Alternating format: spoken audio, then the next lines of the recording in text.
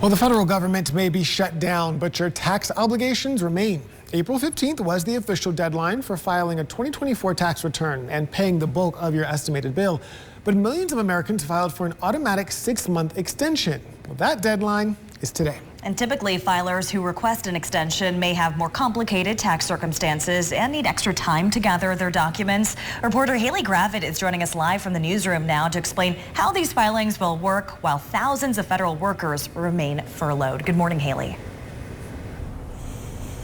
Good morning, Anjali. More than 38,000 IRS workers are furloughed right now, which is half of their workforce. And while you'd think that that would have something to do with the deadline approaching, it is still valid right now, which means that if you don't have that extension filled out by 11:59 p.m. tonight, you're going to have some consequences. But the IRS union is also saying that because of the government shutdown, there is going to be some problems here. So the union is saying that with the increased wait times, backlogs, and delays, they will cause everyday employees to be locked out of work as another day of frustration for taxpayers and a growing backlog of work that sits and waits for the shutdown to end. Now, while the union warns of these delays, about half of the agency's workers are furloughed right now with no end in sight. So if you haven't filed and are asking yourselves, can you get that extension past October 15th?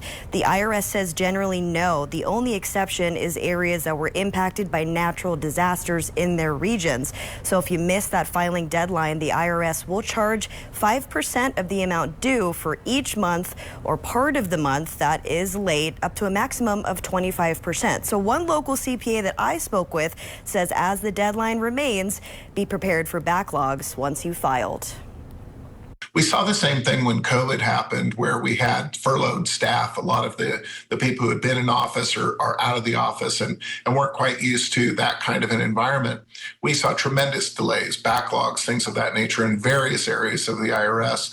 I fully expect with this shutdown, there's going to be a significant amount of backlogs of things getting processed.